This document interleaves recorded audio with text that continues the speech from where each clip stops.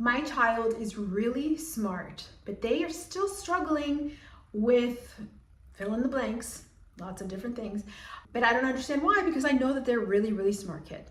So this is something I hear over and over again when families reach out to me, even when teachers talk to me about students. So today we are going to take a deep dive into one of the books from the book series, Smart But Scattered, hoping you will walk away with an understanding of why these executive functioning challenges can cause a commotion for your very smart kiddo and what you can do about it, okay?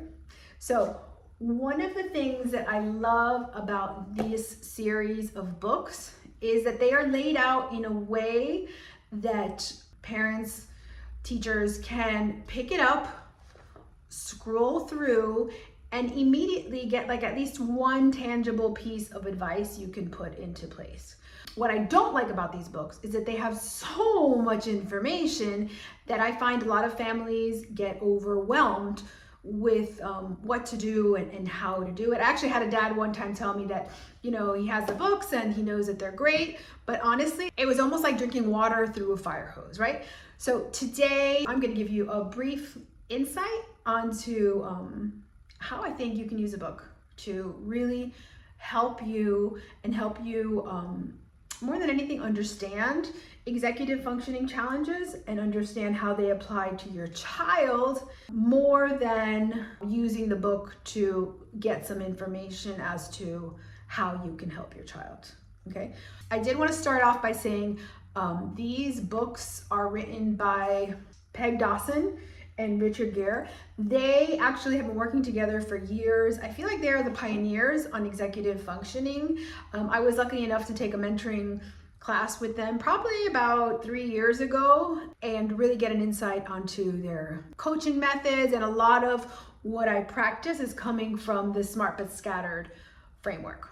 One thing that this book does that is so aligned with everything I say, and you probably heard me say it before you do anything for your kiddo, you want to know what their executive functioning strengths and weaknesses are. Because your smart kiddo struggling with executive functioning skills will probably, possibly, maybe, potentially hold them back. I always say that this is regarding to academics. Good students all have good executive functioning skills, right?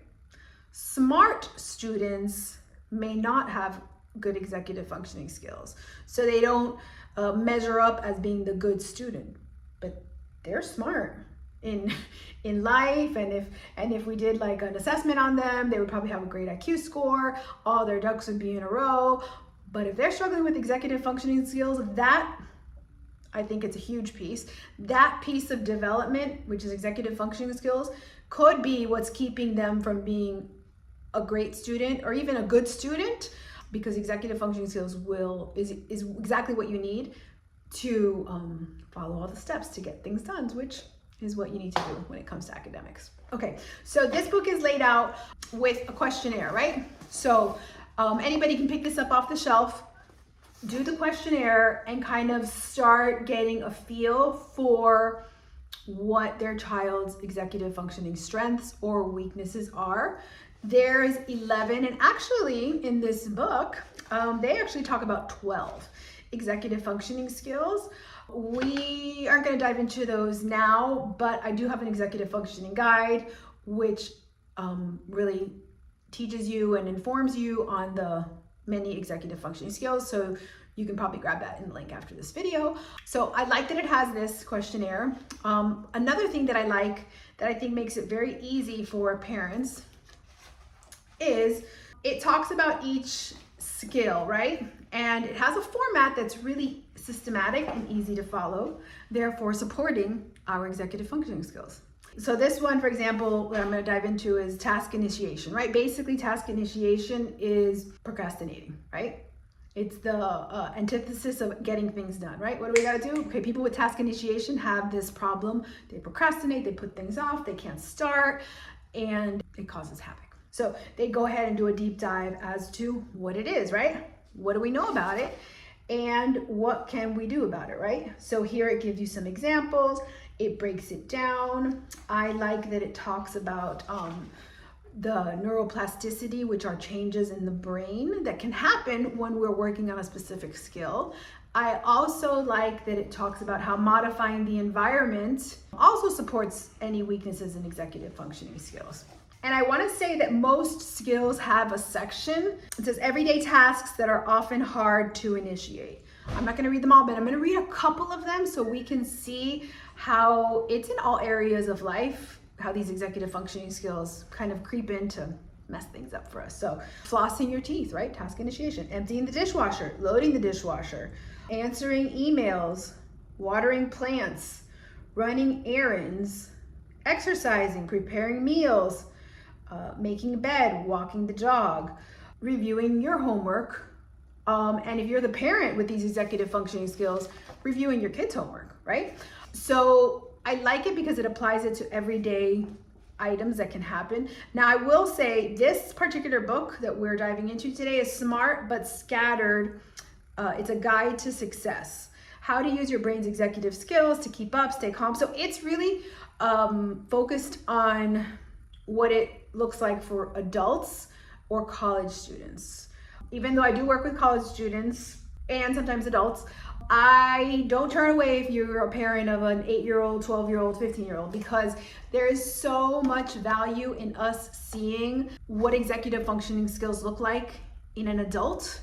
And it can almost help you like see the end result and know that what we're doing today can really change the trajectory of what it looks like for adults.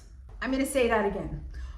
What we do today for our kids is so powerful if you're really honing in on executive functioning skills that it has the potential to change the trajectory of how your kids show up as adults. So the last piece that each chapter has is kind of like a case study, right? And it shows why it worked, any struggles that the person has. So it really gives you a whole picture of each skill and what they do. Now, I do think all of these Smart But Scattered books are very in-depth.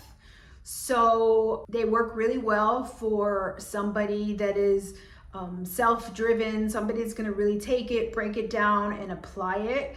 I think books like these are an amazing resource when families are looking for help for their child. I also know that books like these can be very overwhelming for families because you're basically left to go at it on your own, right? You have the book, you read it, you understood it, you didn't, but there's no cheat sheet here. There's no, hey, I didn't understand this piece, or actually in my house it looks like this.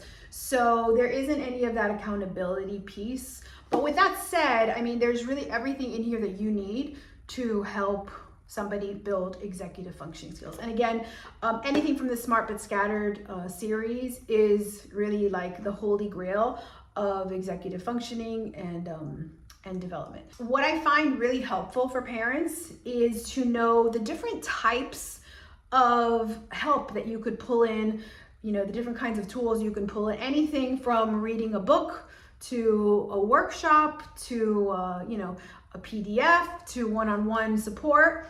And in my next video, I'm going to break down the different kinds of support and the pros and cons of each one.